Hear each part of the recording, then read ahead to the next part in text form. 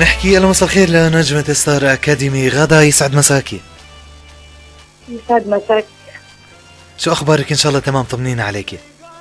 الحمد لله، هلا بس الحمد لله خير، كل الأمور بخير. مبسوطة إن شاء الله يا ربي دايما. غادة، بداية خلينا نحكي عن تجربتك ببرنامج ستار أكاديمي، خبرينا عن هالتجربة الحلوة اللي أنت عشتيها فترة معينة. تجربة كتير حلوة. بحياتي مرقت ومش رح تمرق، مش رح تمرق تجربة مثلها. أخذت كل شيء من ستار أكاديمي، أخذت شهرة، نجاح، حبة الناس لإلي، هيدا أكتر شيء. ستار أكاديمي يعني شيء كتير كتير كتير كتير كتير كتير كتير كتير حلو بالنسبة لي. تمام. غادة، خلينا نحكي شوي عن الفاينل، يعني انت من المشتركين اللي وصلتوا لمرحلة الفاينل. خبرينا شو كان احساسك وقت اعلان النتائج، شو كنتي حاسة وشو اكتر اشي كنتي عم بتفكري فيه بهديك اللحظة؟ مثل كل عالم، مثل كل حدا يعني واقف بمحل انه بده يربح. بس انا كنت مبسوطة لانه كنت سواء انا او زملائي ليا او محمد شاهين، كأنه انا اخذتها وقلتها هونيك في الاكاديمي. كنت صح مضغوطة شوي مثل كل الناس بالمحل. ما في غدا، ما في حدا خطر ببالك وانتي على الستيج وعم بيعلنوا النتائج؟ انا حاب اعرف شو الاشي اللي انتي كنتي عم بتفكري فيه بهديك اللحظة. اول شيء كنت افكر بجدي. لو انا اخذت اللقب الله يرحمه كان رح يكون مبسوط فيني. الله يرحمه. اني كنت يعني اصدقائي اللي بحبهم المقربين لإلي كثير، يعني فكرت فيهم كلهم. يعني حالة من المشاعر المختلطة صار عندك وانتي على الستيج. واكثر شيء كمان كنت بفكر فيه انه الناس اللي دعمتني والناس اللي بتحبني اللي ناطرة مني انه اربح. يعني الحمد لله غادة، يعني كتير كسبتي جمهور كتير كبير. وفي شغلة حاب احكي فيها انا وياكي عن موضوع كمان محبة الناس. في بنت من ليبيا، يعني هي بنت مقعدة، باعت الكرسي تبعها لحتى تصوت لك.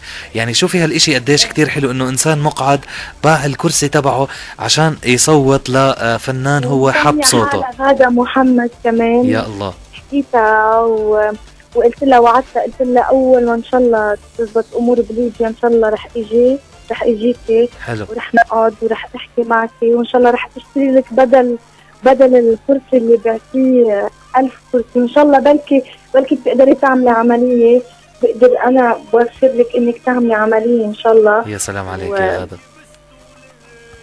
والله هيدي اكثر وحده. طب شو في كلمة بتوجهها لهالبنت اللي عملت يعني هالتصرف اللي كتير حلو؟ يعني تخيلي باعت الكرسي عشان تصوت لك، شو بتحكي لها؟ شو بتحبي تحكي لها؟ بحب إلا انه والله العظيم انه يعني كلمة شكر شوية عليها. بحب إلا انه ان شاء الله ما اكون خيبت لك املك.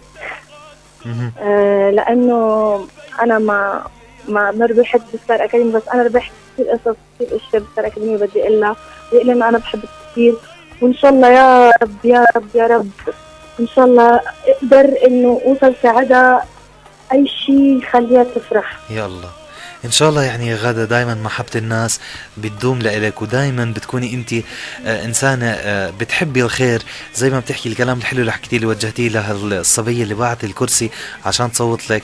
يعني انت حكيتي معها تليفون، وان شاء الله يعني دايما بتضلي على تواصل دائم مع جمهورك، لانه الحمد لله يعني جمهورك كتير كبير، والكل بيحب صوتك، والكل يعني مبسوط على الاداء اللي انت قدمتيه ببرنامج ستار اكاديمي. وان شاء الله بصير في استمرارية بالايام الجاي. في تواصل بينك وبين الطلاب اللي انت كنتي معهم بستار اكاديمي؟ يعني في تواصل، وفي مفكرين تعملوا مثلا مشروع بينك وبين احد الطلاب اللي كانوا زملائك بستار اكاديمي؟ يعني مفكرين تعملوا اشي ولا لا؟ انا بالتواصل مع الطلاب الاصحاب الأكاديميين ومحمد. انه محمد ما كنت عرفت كثير بس هلا بهالايام بما انه انا في مصر عرفت قديش انه محمد انسان كثير كثير كثير كثير كثير كثير حلو. بصراحة عم بتواصل مع محمد كمان، بتواصل مع علي، بتواصل مع بسوم، بتواصل مع عبد السلام. حلو. يعني هدول أصحابي، هدول اللي بتواصل معهم دايما. يعني حلو، يعني بعد في استمرارية بينك وبين الطلاب اللي انت كنتي معهم بالأكاديمية. في كيمياء كتير كتير كتير كتير كتير كبيرة بينك. غدا، خبرينا عن سبب زيارتك لمصر. يعني حاليا انت موجودة بمصر، شو في تحضيرات رح تعمليها بالأيام الجاي، أو شو في اشي عم بتحضري له هلأ بالفترة القادمة؟ عم حضر لمفاجأة كتير كتير كتير كتير. خبرينا عن هالمفاجأة إذا بتقدر، يعني تكون اكسكلوسيف لنا يعني. ما فيني، بس بوعدك ان شاء الله رح اعطيك شيء لك ان شاء الله. اول ما بخلص كل شيء رح ان شاء الله اعطيك شيء، يعني هيك رح اقول لك عن الخبر، رح يكون كثير خبر حلو ان شاء الله يا رب. خليته سربريز، ما بدي احرق. خلص انا فهمت عليك. يعني ان شاء الله انه هالعمل اللي انت عم تعمليه وهالمفاجأة اللي محضرتيها ان شاء الله بتنال اعجاب الناس، وكمان بنفس الوقت انا بتمنى لك النجاح والتقدم بمسيرتك الفنية، وان شاء الله يعني دائما بتضلي على نفس النهج اللي انت ماشية فيه. ميرسي، تسلملي والله. ميرسي. غدا، شو رأيك تسمعينا مهما يحاولوا يطفوا الشمس؟ يعني هالأغنية هاي كل الأشخاص اللي بيحبوكي بيموتوا يسمعوا هالأغنية، فيا ريت تسمعينا هيك مقطع صغير منها، خلينا نسلطن عليه شوي. اوكي. مهما يحاولوا يطفوا الشمس، مهما يزيدوا علينا الهم، مهما يحاولوا يطفوا الشمس، مهما يزيدوا علينا الهم، مهما يقولوا مهما يعيدوا، انت في قلبي انت وبس.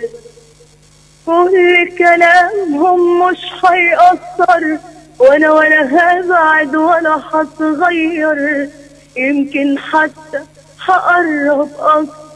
مهما يحاولوا الناس بالعكس، كل كلامهم مش هيأثر، وانا هبعد ولا هتغير، يمكن حتى هقرب اكتر.